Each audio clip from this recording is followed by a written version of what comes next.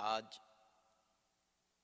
دسمبر 2009 کی 12 تاریخ ہے اور ذی الحجہ 1430 کی 24 تاریخ یعنی آج عید مباہلہ ہے۔ آپ سب حضرات کو مبارک ہو۔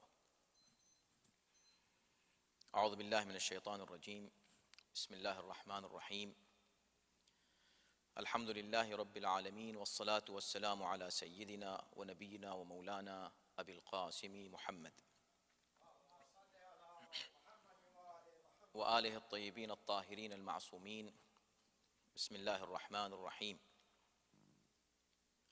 سورہ مبارکہ آل عمران کی آیت نمبر 41 اور 42، 41 and 42، بلکہ 41، 42 سے لے کر اور 61 تک۔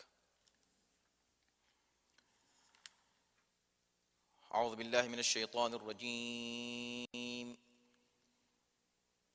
بسم اللہ الرحمن الرحیم۔ قال رب اجعل لي آية قال آيتك ألا تكلم الناس 3 أيام إلا رمزا واذكر ربك كثيرا وسبح بالعشي والإبكار وإذ قالت الملائكة يا مريم إن الله اصطفاك وطهرك واصطفاك على نساء العالمين يا مريم اقنتي لربك واسجدي واركعي مع الراكعين۔ صلوات۔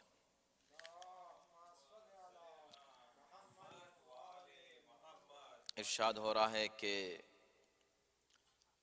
حضرت زکریا نے عرض کیا کہ پروردگار میرے لیے کوئی نشانی مقرر فرمایا کہ تیرے لیے نشانی یہ ہوگی کہ 3 دن تک لوگوں سے بات نہیں کر سکو گے، اور اس عظیم نعمت پر اللہ کا شکر ادا کرتے ہوئے اپنے پروردگار کو یاد کرتے رہو گے، اور صبح و شام اس کی تسبیح کرتے رہو، اور یاد کرو وہ وقت جب کہ ملائکہ نے جناب مریم سے کہا کہ خدا نے تم کو چن لیا ہے اور پاک قرار دیا ہے، اور کائنات کی عورتوں پر آپ کو فضیلت اور برتری عنایت فرمائی ہے۔ یہ 2 آیتیں ہم نے پڑھی ہیں۔ آپ کو معلوم ہے کہ آج عید مباہلہ ہے اور نہایت ہی عظیم دن ہے، اور عجیب اتفاق ہے کہ ہم جو آیتیں پڑھ رہے ہیں ان کا تعلق بھی اسی عظیم واقعے سے ہے جو آج کے دن کی نسبت سے بہت عظیم ہے۔ وہ دن کہ جسے ہم عید مباہلہ کے نام سے یاد کرتے ہیں۔ عید مباہلہ کا ایک بیک گراؤنڈ ہے، ایک واقعہ ہوا، بہت عظیم واقعہ تاریخ اسلام کا، جسے اگنور نہیں کیا جا سکتا، اگرچہ لوگ اہمیت نہیں دیتے اس عظیم واقعے کو۔ سورہ آل عمران، اس سے پہلے بھی ہم عرض کر چکے ہیں کہ شروع کی آیتوں سے لے کر 80 آیتوں تک، بلکہ 100 آیتوں تک، اگر آپ دیکھیں 200 آیتیں ہیں سورہ آل عمران میں۔ ان آیتوں میں آدھی یا شاید آدھی سے زیادہ آیتیں ایسی ہیں جن کا تعلق نصارہ سے ہے، عیسائیوں سے گفتگو ہو رہی ہے، ان کو دلائل دیے جا رہے ہیں، حقانیت اسلام کی ان کے سامنے پیش کی جا رہی ہے۔ انہی آیتوں میں سے وہ آیتیں ہیں جو ہم ابھی تک پڑھ چکے ہیں، 40 آیتیں اس مبارک سورے کی۔ اس کے بعد 20 آیتیں اور ہیں، اور 20 آیتوں کے فوراً بعد یعنی 60 آیتیں جیسی تمام ہوتی ہیں اس کے بعد ایک آیت آتی ہے جسے آیہ مباہلہ کہا جاتا ہے۔ ہم آج اختصار کے ساتھ اسی مفہوم پر آپ سے کچھ گفتگو کرنا چاہیں گے۔ پہلی بات تو آپ یاد رکھیں کہ یہ سورہ جو شروع ہوا الف لام میم سے، جس طرح سورہ بقرہ الف لام میم سے شروع ہوتا ہے، یہاں بھی گفتگو وہاں سے شروع ہوتی ہے، اور اس کے بعد جتنی بھی آیتیں ہیں جو آپ نے ابھی تک سماعت فرمائیں، گزشتہ درس ہی میں ہم نے یہ بات عرض کی تھی کہ تسلسل کے ساتھ، نظم و ضبط کے ساتھ، انتہائی منطقی اور علمی انداز میں قرآن عیسائیوں کے اس دعوے کو رد کر رہا ہے کہ عیسیٰ اللہ کے بیٹے ہیں، اور اس کی تردید جذباتی انداز میں نہیں کہ نہیں وہ اللہ کے بیٹے نہیں ہو سکتے، وہ اللہ کے بیٹے نہیں ہیں، اللہ بس ایک ہے اور ہم کسی کی بات نہیں مانیں گے۔ اسلام کا یہ انداز نہیں ہے۔ اسلام ہر شخص کی بات سنتا ہے۔ ایک مسلمان ہونے کی حیثیت سے ہمیں بھی ہر شخص کی بات سننی ہے، اور کسی کی بات کو رد کرنا ہے تو دلائل کے ساتھ، اس لیے کہ اسلام ایک ایسا مذہب ہے، ایک ایسا دین ہے جو عقل اور منطق کی بنیاد پر قائم ہے۔ ہم نے بھی جتنی باتیں مانی ہیں وہ اسی بنا پر مانی ہیں کہ عقل اور منطق کو ترجیح دیتا ہے اسلام، اور قرآن ہمیشہ کہتا ہے، اولو الالباب سے بات کرتا ہے، افلا یتدبرون القرآن، یہ تمام آیتیں آپ کی نگاہوں میں ہیں۔ تو اسی اسلوب کو استعمال کرتے ہوئے، وہی اپروچ لیتے ہوئے قرآن نے جب نصارہ نجران ایک علاقہ تھا کہ جہاں کے نصارہ آئے پیغمبر اسلام کے پاس، کچھ روایت میں ہے کہ ان کی تعداد 60 تھی، کچھ لوگ کہتے ہیں ان کی تعداد 70 تھی۔ ان کی جتنی بھی تعداد رہی ہو، انہوں نے بہت ہی اہتمام کے ساتھ ایک گروہ منتخب کیا نجران کے نصارہ نے، علماء کا، اپنی نظر میں جو لوگ ان کے ہاں متقی تھے، پرہیزگار افراد تھے، نیک تھے، جن کی لوگ بات سنتے تھے، جن کے بارے میں لوگوں کے ذہنوں میں ایک اچھے خیالات تھے اور ان کا احترام کیا جاتا تھا، ان سب کو اس موقع پر جمع کیا گیا، اور جمع کرنے کے بعد کہا کہ آپ سب کے سب پیغمبر اسلام کی بارگاہ میں جائیے۔ یہ سب پہنچے ہیں، اور وہ واقعہ آپ کی نگاہوں کے سامنے ہے کہ کیا ہوا۔ قرآن نے جو اپروچ لی وہ یہ تھی کہ جس بنیاد پر وہ یہ کہہ رہے تھے کہ عیسیٰ اللہ کے بیٹے ہیں، پیغمبر اسلام سے بہت گفتگو ہوئی، اور مسلسل گفتگو کے بعد متعدد قسم کی دلیلیں پیغمبر اسلام نے ان کے سامنے رکھیں۔ ان میں سے وہ دلیلیں تھیں جس پر ابھی ہم گفتگو کر رہے تھے گزشتہ آیتوں میں، حضرت یحییٰ کی پیدائش، حضرت یحییٰ سے پہلے خود جناب مریم کی پیدائش جس انداز سے ہوئی وہ ایک معجزہ تھا، اور ظاہر ہے کہ چونکہ گریجولی قرآن نے اس مسئلے کو پیش کیا تو وہ اس کو قبول کرتے رہے کہ بتاؤ یہ ایسا ہوا کہ نہیں ہوا کہ جناب مریم کی ماں نے یہ نیت کی تھی کہ اگر بیٹا ہوگا تو میں اس کو اللہ کی خدمت کے لیے، مسجد کے لیے وقف کر دوں گی، اور بیٹا نہیں ہوا، لڑکی ہوئی۔ اس کے بعد اس لڑکی کی عظمت تم کو معلوم ہے کہ نہیں کہ اس کے لیے کھانا آتا رہا جنت سے، بے موسم کھانا۔ ایک چیز اگر تم اس بات کا انکار کرتے ہو کہ کسی یہ کیسے ممکن ہے کہ کوئی پیدا ہو بغیر باپ کے، تو بغیر باپ کے پیدا ہونا معجزہ ہے۔ اگر تم معجزے کا انکار کر رہے ہو تو اس سے پہلے کتنے معجزات ہو چکے ہیں۔ کیا بغیر موسم کے کہیں غذا کسی کو مل سکتی ہے؟ نہیں مل سکتی۔ تو یہ ہوا، اور اسی کو ذہن میں رکھ کے جناب زکریا نے دعا کی تھی۔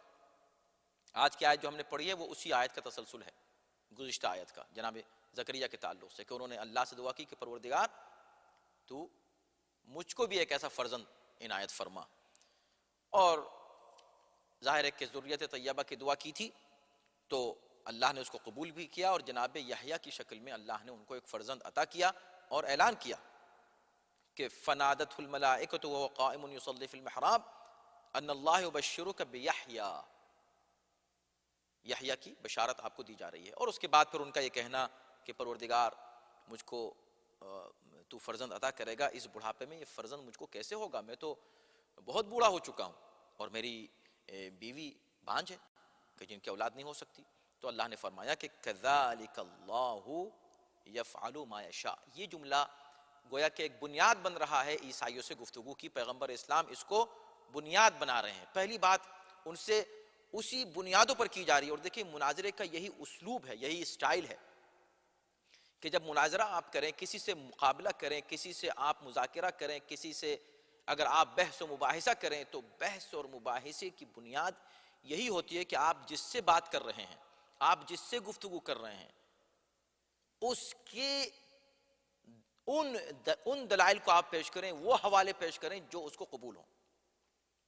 ایسا نہیں ہو سکتا کہ آپ بات کسی اور سے کر رہے ہیں, حوالے آپ اپنے دے رہے ہیں. اگر آپ کسی کافر سے بات کریں, آپ ایتھیسٹ سے گفتگو کر رہے ہیں اور یہ ثابت کرنا چاہ رہے ہیں کہ اللہ ایک ہے, تو کیا یہ بات معقول ہے کہ آپ اس سے کہیں کہ اللہ ایک ہے؟ کیا دلیل ہے؟ قرآن میں لکھا ہوا ہے. تو وہ کہے گا بھی قرآن کو میں مان ہی نہیں رہا ہوں, تو تم قرآن کے ذریعے سے مجھ کو کیسے کنونس کرنا چاہتے ہو؟ تو اصول بحث و مباحثہ اور مناظرہ یہ ہے کہ مد مقابل کو جو حوالے قبول ہوں اور جو اس کا عقیدہ ہو, اسی کے مطابق اس کو دلیلیں دی جائیں. یا تو بالکل عقلی دلیلیں ہوں کامن سینس کی بنیاد پر, یا وہ دلیلیں ہوں کہ جو وہ اس کو تسلیم کر رہا ہو پہلے سے. قرآن نے یہی سٹائل استعمال کیا, پہلے تو عقلی دلیلیں دی, اس کے بعد وہ دلائل دینا شروع کیے کہ جو ان کو قبول تھے. ان میں سے ایک یہ بنیادی دلیل تھی کہ جو خلاصہ گویا اس ایک جملے آیا ہے آیت نمبر 40 میں, کذالک اللہ یفعل ما یشاء. اور یہی وجہ تھی جناب زکریا کے سوال کی, تاکہ جواب جب اللہ سے ملے تو یہ بنیاد بن جائے ہر جواب کے لیے. اللہ نے فرمایا کہ دیکھو تم جو یہ سوال کر رہے ہو کہ کیسے میں تم کو فرزند دوں گا اس بڑھاپے میں, جبکہ ان نیچرل ہے یہ بات, بڑھاپے میں اور اس عمر میں, جس عمر میں جناب زکریا تھے, اس میں اولاد نہیں ہو سکتی. پھر ایک عورت جو خود بوڑھی بھی ہے, نہ صرف بوڑھی ہے بلکہ جب جوان تھی اس وقت بھی اس کی اولاد نہیں ہوتی تھی, تو اس کو کیسے اولاد ہو جائے گی؟ تو اللہ نے فرمایا اسی طرح اللہ جو چاہتا ہے وہ کرتا ہے. کذالک اللہ یفعل ما یشاء, جس طرح جو اللہ چاہتا ہے وہ کرتا ہے. یہ بنیاد ہے. تو بتاؤ تم کو قبول ہے یہ بات؟ تو ظاہر سی بات ہے کہ ہر شخص کہے گا یقیناً. انہوں نے کہا ہاں ہم کو قبول ہے. جب انہوں نے اس کو قبول کیا تو اس کے بعد پھر بات اور آگے بڑھتی ہے. ابھی اس کے بعد جناب مریم کا ذکر آتا ہے, کیسے کہ کس طرح اللہ نے جناب مریم کو منتخب کیا تمام کائنات کی عورتوں میں. اس پر انشاءاللہ ہم تفصیل سے بعد میں گفتگو کریں گے, مختلف اس کے پہلو ہیں. اور ان سے کہا کہ اے مریم تم سجدہ کرتی رہو اور رکوع کرتی رہو, یعنی عبادت کرتی رہو اللہ کی.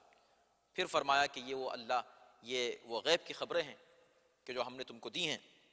اور اس کے بعد حالانکہ تم اس موقع پر اس جگہ موجود نہیں تھے فزیکلی, جس وقت وہ لوگ مریم کے سلسلے میں گفتگو کر رہے تھے کہ بتاؤ کہ کون اس کی کفالت قبول کرتا ہے یا کون یہ سعادت حاصل کرتا ہے. تو اس وقت قرآن اندازی جو ہوا اس کی تفصیل آیت نمبر 44 میں پیش کی گئی. اس کے بعد پھر فرمایا کہ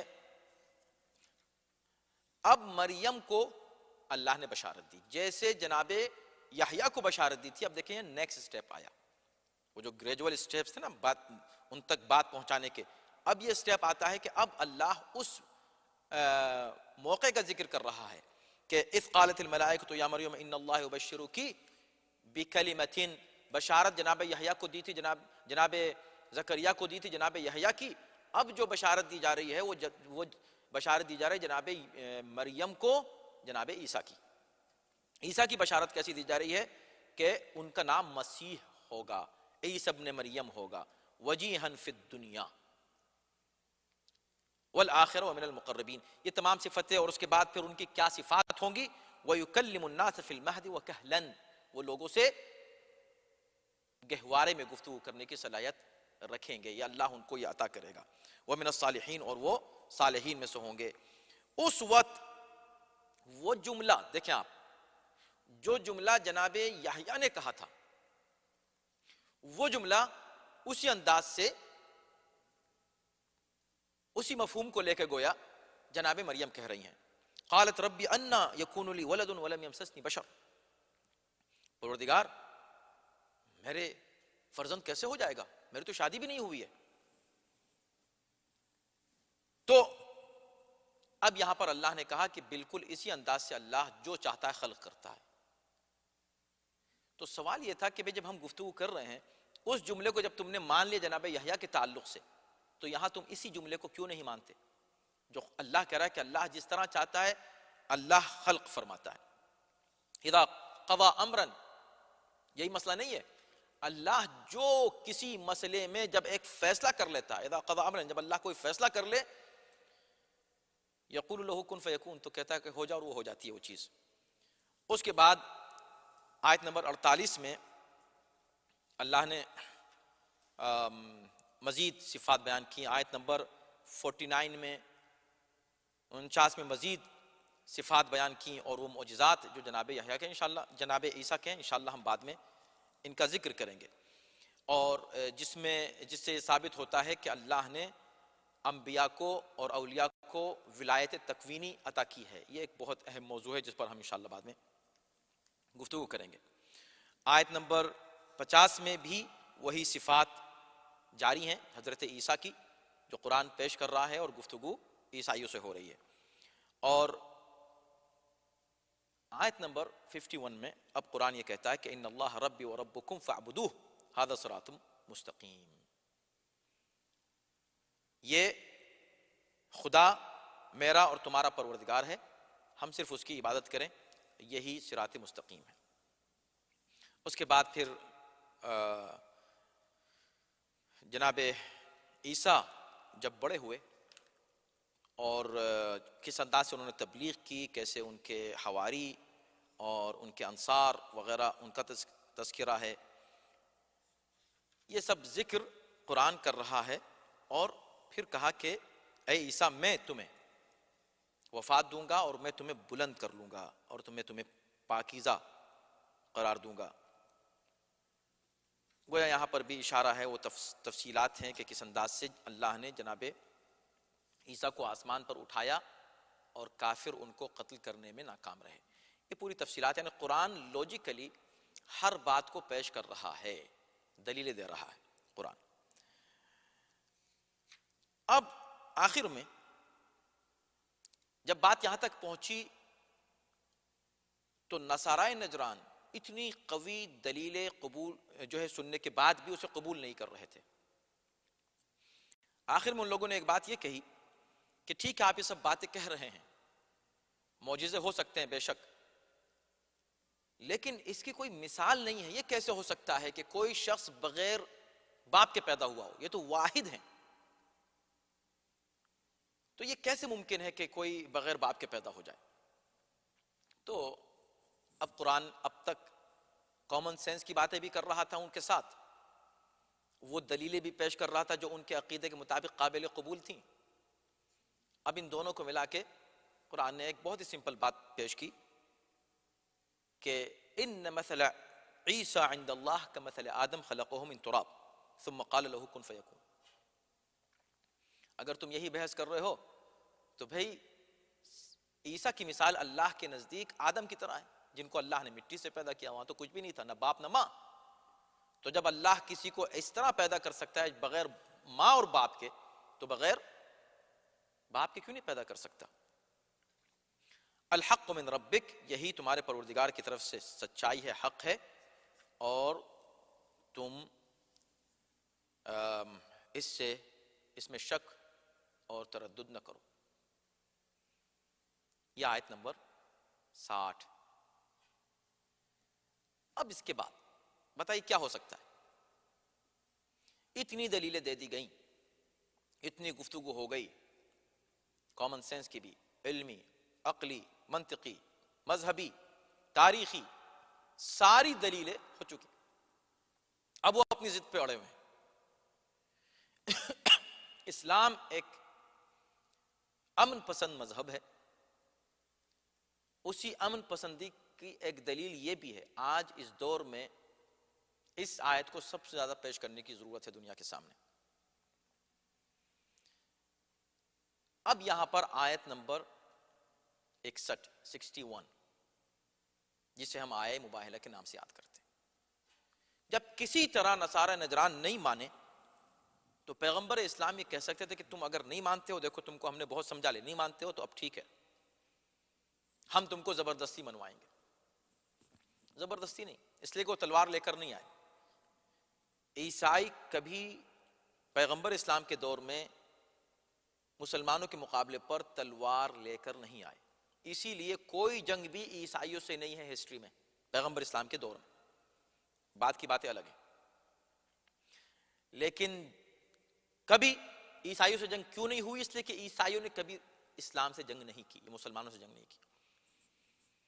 تو اب یہاں جنگ کی تو صورت تھی نہیں، مسئلہ علمی تھا، مسئلہ لوجیکل تھا، تو ایک صورت رہ گئی تھی کہ وہ خود کو بہت ہی مقدس سمجھتے تھے اور یہ کہتے تھے کہ ہم اللہ کے سب سے زیادہ قریب ہیں، اور وہ تقدس اور تقوی پر گویا بہت زور دیتے تھے۔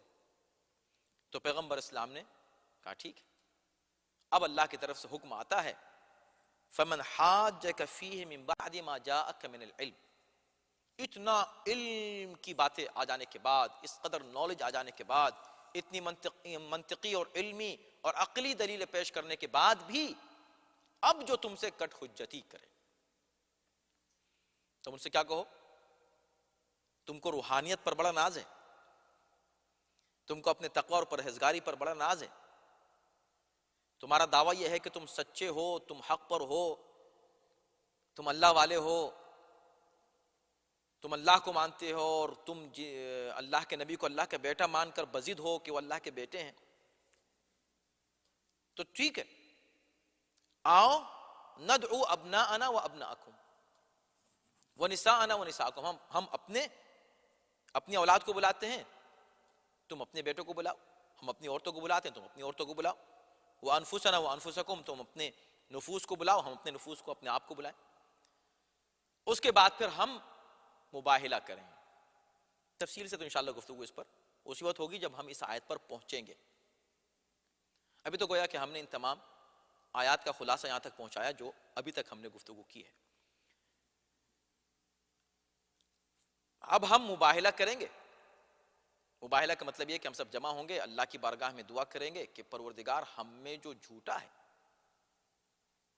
تو اس پر لعنت کر دے، اور جب لعنت ہوگی تو ظاہر ہے کہ وہ شخص تباہ ہوگا جس پر اللہ کی لعنت ہوگی، عذاب آئے گا۔ انہوں نے اس پیشکش کو مان لیا،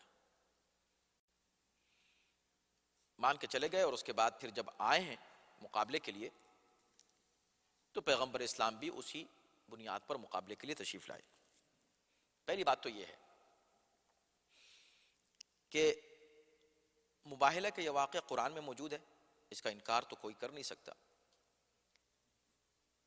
کمال کی بات یہ ہے کہ تفصیلات میں بھی کسی نے کوئی انکار نہیں کیا ہے اور بحث نہیں کی ہے، اور کوئی ڈسپیوٹ اس میں نہیں ہے کہ پیغمبر اسلام نے مباہلہ کیا تو کیسے کیا اور کس کو لے کر گئے۔ جتنے مفسرین ہیں تمام فرقوں کے، سب اس بات پر متفق ہیں کہ پیغمبر اسلام جن تین گروہوں کا ذکر کیا تھا، تین کیٹیگریز، ابناءنا، نساءنا، انفسنا، یہ تین تھے، ان میں پیغمبر اسلام ابناءنا کے ذیل میں امام حسن اور امام حسین کو لے کر گئے جو بہت چھوٹے تھے، اور نساءنا کے ذیل میں صرف جناب معصومہ جناب سیدہ فاطمہ الزہرا سلام اللہ علیہا کو لے کر گئے، انفسنا کے ذیل میں صرف حضرت علی کو لے کر گئے۔ اس میں کسی نے انکار نہیں کیا کہ انفسنا میں حضرت علی ہیں، یعنی حضرت علی کو انفس کے ذیل میں لے کر گئے، اس لیے کہ تین ہی کیٹیگریز تھیں۔ ہم اپنے آپ کو لے کر آئیں، تم اپنے آپ کو لے کر آؤ، تو تم لے کر آؤ تو تم ایک سے زیادہ ہوگے، ہم ایک سے زیادہ ہوں گے، تو یہ ہم میں دو گئے، خود ایک پیغمبر تھے جو ہم بن کر جا رہے تھے، اور دوسرے حضرت علی تھے جو ہم بن کر جا رہے تھے، اسی کو کہتے ہیں انفسنا۔ تو صرف حضرت علی کو نفس کی جگہ لے کر گئے، اسی لیے حضرت علی کو نفس رسول بھی کہا جاتا ہے۔ اس وقت نہیں ہے کہ ہم ان تمام کتابوں کا حوالہ دیں آپ کو، لیکن کوئی ایسا مفسر نہیں جس نے انکار کیا اس حقیقت سے۔ البتہ اس پر بحث ہے کہ کیا وجہ تھی کہ جو پیغمبر انہی کو لے کر گئے۔ خیر بحث نہیں، بلکہ کچھ سوالات اٹھتے ہیں جس کو لوگ اگنور کرنا چاہتے ہیں، جس کو لوگ یا تو سننا نہیں چاہتے یا اس کا ذکر پسند نہیں کرتے۔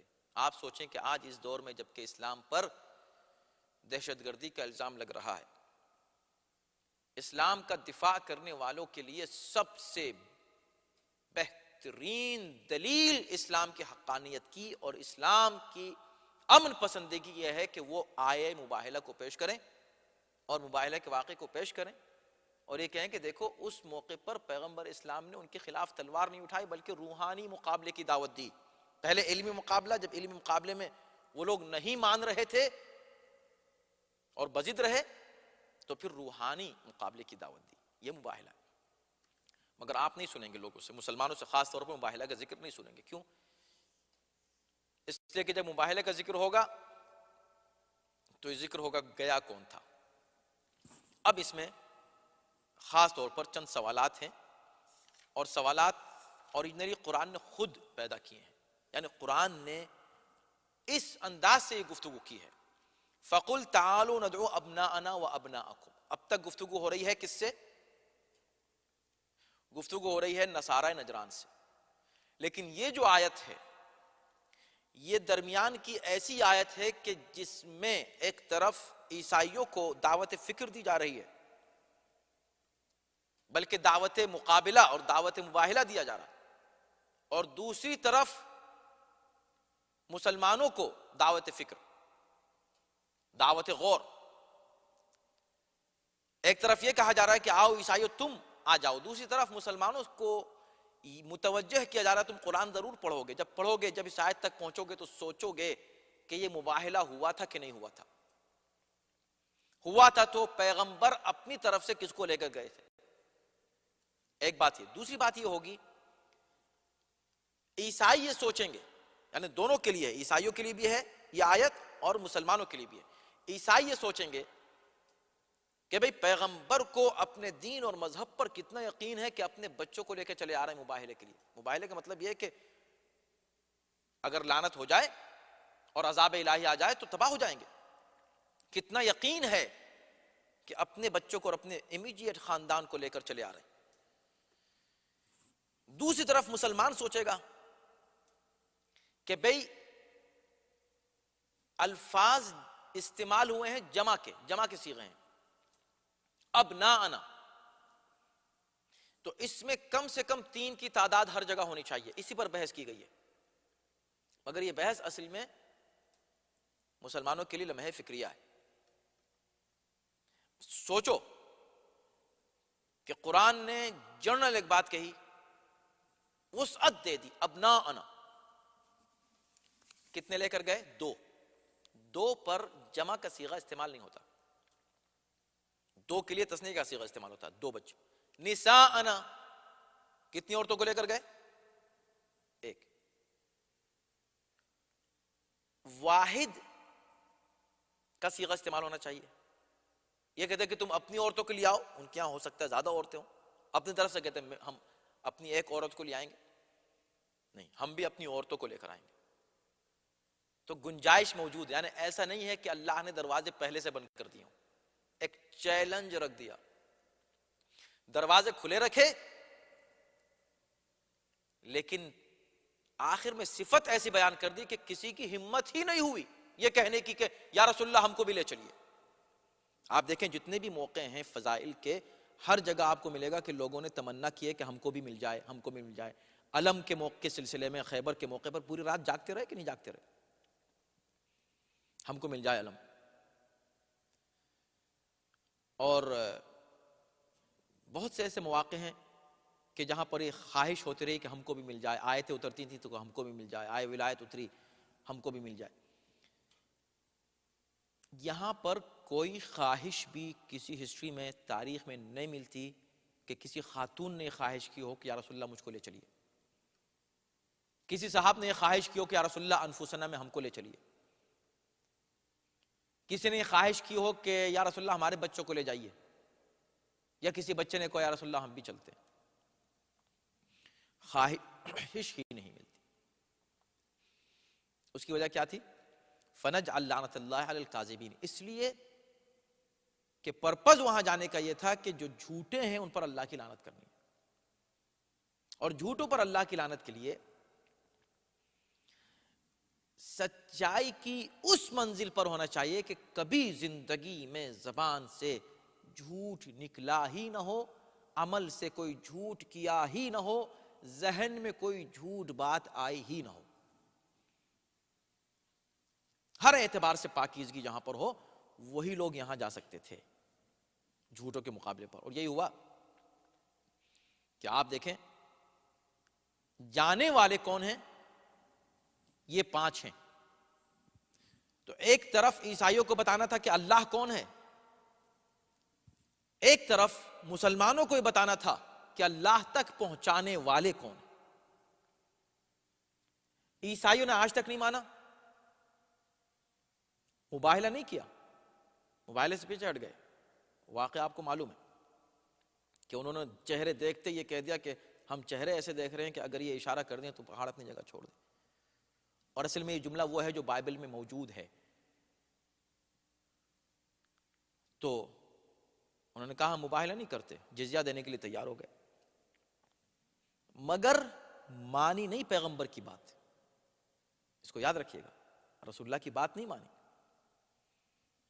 یہ کہتے ہیں کہ ہاں ٹھیک ہے اب ہم آپ کی بات مانتے ہیں، واقعی حضرت عیسیٰ اللہ کے بیٹے نہیں، اپنی ضد پہ اڑے رہے، لیکن بچ گئے لعنت سے صرف اس لیے کہ چونکہ مقابلے پر نہیں آئے، ہٹ گئے مقابلے سے اہل بیت کے، اہل بیت کی عظمت کو پہچان لیا، سمجھ گئے کہ یوں ہے۔ مسلمان بھی انہی کی طرح آج تک عظمت اہل بیت کو ماننے کو تیار نہیں ہے، جانتے ہیں جیسے عیسائی جان رہے تھے مان نہیں رہے تھے، ایسے آج بھی مسلمان جانتے ہیں اہل بیت کو، جانتے ہیں کہ مباہلے میں یہی 5 آئے تھے، مگر ماننے کے لیے تیار نہیں ہے کہ یہی 5 سچے ہیں اور صادق ہیں۔ اگر کوئی بھی اس دور میں ان کے لیول کا سچا ہوتا تو پیغمبر کیا لے کر نہیں جاتے؟ یہ سوال ہے، ایک سوال ہے، عام انسان جواب دے۔ ظاہر ہے کہ کچھ نہ کچھ بہانے لوگ نکال ہی لیتے ہیں۔ ایک صاحب نے حج کے موقع پر ہم تھے تو وہاں ایک مولانا کہنے لگے کہ بھئی آپ یہ مباہلے کی آیت کو بہت پیش کرتے ہیں، اس میں فضیلت ہی کیا ہے؟ ہم نے کہا ہم تھوڑی آیت کو پیش کرتے ہیں، آیت تو اللہ نے پیش کی ہے، رسول نے پیش کی ہے، ہم تو اس کا حوالہ دیتے ہیں۔ اور رہا فضیلت کی بات، فضیلت آپ سمجھتے ہیں کہ نہیں ہے تو پھر ہمارا سوال یہ ہے کہ پیغمبر کسی اور کو کیوں نہیں لے کر گئے؟ تو فرماتے ہیں کہ وہ اس لیے لے کے نہیں گئے کہ مباہلے کا اصول پیغمبر کو سیٹ اپ کرنا تھا، واضح کرنا تھا کہ مباہلہ اگر کیا جائے کبھی تو مباہلے کا اصول یہ ہے کہ صرف اپنی اولاد کو اور اپنی بالکل قریبی خاندان کو لے کر جائیں، کسی اور کو نہیں لے کے جا سکتے۔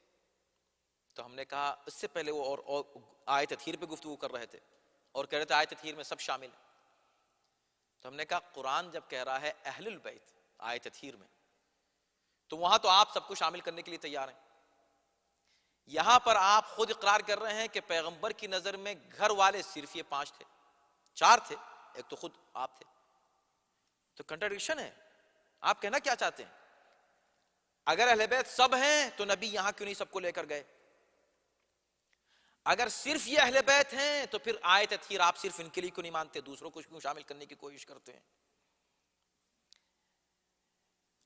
اوریجنلی اگر انسان عصبیت سے ہٹ کے سوچنا چاہے تو قرآن نے ہر بات واضح کر دی ہے۔ انا ہدیناہ السبیل، ہم نے ہدایت کے راستے واضح کر دیے ہیں، اما شاکرن و اما کفورا۔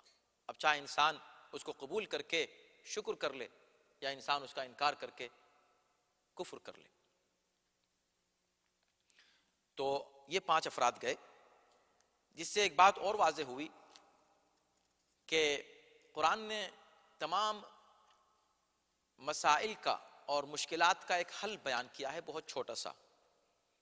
اگر اس حل پر تمام مسلمان متفق ہو جائیں اور قرآن مجید کی اس چھوٹی سی آیت کو تسلیم کر لیں تو سارے مسائل لوگوں کے حل ہو جائیں، تمام مسلمان ایک ہو جائیں، اتحاد ہو جائے، فرقے ختم ہو جائیں، اختلافات ختم ہو جائیں، ایک طاقت ہو جائے مسلمانوں کی، سپر پاور بن جائیں مسلمان۔ چھوٹا سا ایک نسخہ ہے جو قرآن نے دیا ہے۔ یا ایھا الذین آمنوا اتقوا اللہ وکونوا مع الصادقین، اے صاحبان ایمان اللہ سے ڈرو اور سچوں کے ساتھ ہو جاؤ۔ سارا جھگڑا یہی تو ہے کہ کس کے ساتھ ہوں، تو پیغمبر کی حد تک تو کوئی جھگڑا نہیں ہے کہ ان کے ساتھ ہوں یا نہ ہوں، پیغمبر تک سب متفق ہیں کہ ہمیں رسول اللہ کے ساتھ رہنا ہے۔ رسول اللہ کے بعد کس کے ساتھ ہوں، اختلاف یہاں سے شروع ہوتا ہے۔ تو قرآن نے اس اختلاف کا حل یہ پیش کیا کہ تم سچوں کے ساتھ ہو جاؤ، اور سچائی کی علامت سب سے بڑی یہ ہوتی ہے، اور سچائی کی خصوصیت یہ ہوتی ہے کہ سچ کبھی بھی سچ کے مقابلے پر نہیں آتا۔ جھوٹ جھوٹ کے مقابلے پر آ سکتا ہے، باطل باطل کے سامنے آ سکتا ہے، حق حق کے سامنے نہیں آ سکتا۔ یہ یونیورسل فیکٹ ہے، یہ کلیہ ہے کہ سچائی سچائی کے مقابلے پر نہیں آ سکتی۔ سچائی جھوٹ کے مقابلے پر آئے گی یا جھوٹ جھوٹ کے مقابلے پر آئے گا، سچائی سچائی کے مقابلے پر، سچا سچے کے مقابلے پر نہیں آ سکتا۔ تو پیغمبر اسلام کے بعد جب 2 افراد ایک دوسرے کے آمنے سامنے تم کو نظر آئیں تو تم سچوں کے ساتھ ہو جاؤ۔ شک پیدا ہو سکتا تھا کہ سچے کون ہیں، وہ بھی کہہ رہا وہ سچے ہیں، وہ کہہ رہا وہ سچے ہیں، وہ کہہ رہا وہ سچے ہیں۔ تو قرآن نے یہ آئے مباہلہ پیش تو کی ہے تمہارے سامنے، یہ دیکھ لو کہ آج پیغمبر کن کو لے کر جا رہے ہیں جھوٹوں کے مقابلے پر اور جھوٹوں پر لعنت بھیجنے کے لیے۔ اس معیار کے سچے پیغمبر اسلام کی زندگی میں جب نہیں تھے تو پیغمبر اسلام کی زندگی کے بعد وہ سچے کہاں سے پیدا ہو گئے جو ان سچوں کے مقابلے پر آ جائیں اور آپ ان کو مان لیں اور ان کو چھوڑ دیں؟ کون سا فلسفہ ہے یہ؟ یا ایھا الذین آمنوا اتقوا اللہ وکونوا مع الصادقین۔ اگر سب مسلمان آج اس آیت پر عمل کر لیں کہ سب کے سب سچوں کے ساتھ ہو جائیں، اختلاف سب ختم ہو جائے گا۔ اب رہا مسئلہ سچے کون ہیں، تو خود قرآن بتائے گا کہ سچے یہ 4 ہیں، کیونکہ پیغمبر اسلام پر تمہیں اختلاف نہیں ہے، لیکن پیغمبر اسلام جیسے سچے تمہیں چاہیے ہوں۔ معیار بھی تو وہی بنے گا نا کہ کیسے سچے، کس حد تک سچے، ایسے سچے۔ ایک سچے کو تمہیں سب کو اتفاق ہے کہ پیغمبر اسلام سچے، بس جس پر اتفاق سب کا ہے، جس معیار کے سچے پیغمبر اسلام ہے، جس پر سب کو اتفاق ہے، اسی معیار کے اور سچے چاہیے۔ کونوا مع الصادق نہیں ہے، کونوا مع الصادقین، سچے کے ساتھ نہیں، سچوں کے ساتھ ہونا ہے۔ تو پیغمبر سچے ہیں، اسی طرح کے سچے اور لاؤ، اسی معیار کے۔ اب اس معیار کا سچا کہاں سے کوئی آئے گا؟ تو آئے مباہلہ نے بتایا آئے گا۔ یہ دیکھو، یہ جتنے جا رہے ہیں پیغمبر کے ساتھ، یہ اسی معیار کے سچے، انہی کے ساتھ ہونا۔ تو اگر سب کے سب مسلمان ان سچوں کے ساتھ ہو جائیں، قرآن کی بات مان لیں کہ کونوا مع الصادقین، بتائیے اختلاف رہے گا دنیا میں؟ بتائیے فرقے رہیں گے دنیا میں؟ آئے مباہلہ ایک عظیم آیت ہے اور اس میں بہت پہلو ہیں، ابھی ہم نے ان پہلوؤں پر گفتگو نہیں کی ہے، اور انشاءاللہ آئندہ جب گفتگو پھر شروع ہوگی، اب محرم آئے گا، محرم اور سفر کے درمیان محرم 1431 شروع ہوگا انشاءاللہ اگلے ہفتے، تو ظاہر ہے کہ اس دوران تفسیر کے دروس نہیں ہو سکیں گے۔ ربیع الاول میں پھر دوبارہ جب انشاءاللہ یہ درس شروع کیے جائیں گے تو اس موقع پر ہم اسی آیت نمبر 41 سے شروع کریں گے۔ تو سورہ آل عمران کی یہ آیتیں اب ہم نے اب تک آپ کے سامنے بیان کی۔ آج چونکہ بہت ہی عظیم دن ہے، بہت خوشی کا دن ہے، اور بالکل غدیر کی طرح، جیسے غدیر ان کی خوشی ہے جن کا دین مکمل ہوا، الیوم اکملت لکم دینکم، جسے دین سے محبت ہے، جسے مکمل دین سے محبت ہے، جسے اس بات کی خوشی ہے کہ دین کامل ہوا، اللہ کی نعمتیں تمام ہوئی، اللہ راضی ہوا، رضیت لکم الاسلام دینا، اللہ ہمارے دین سے راضی ہوا، انہیں خوشی ہوتی ہے غدیر کے دن۔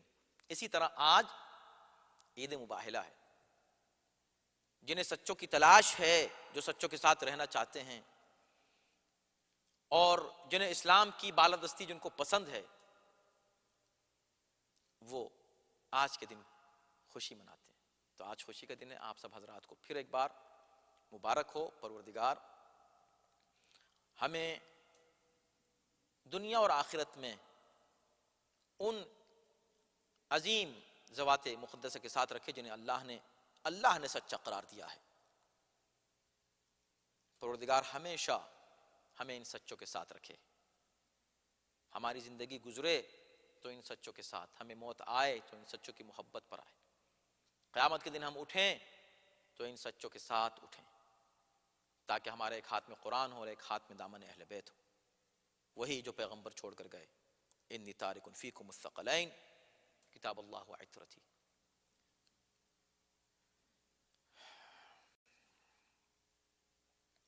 پروردگار غدیر و مباہلہ کے حقیقی وارث امام زمانہ کے ظہور میں تعجیل فرمائے، اور ہم سب کو ان کے اعوان انصار میں داخل و شامل فرمائے۔ السلام علیکم ورحمۃ اللہ وبرکاتہ۔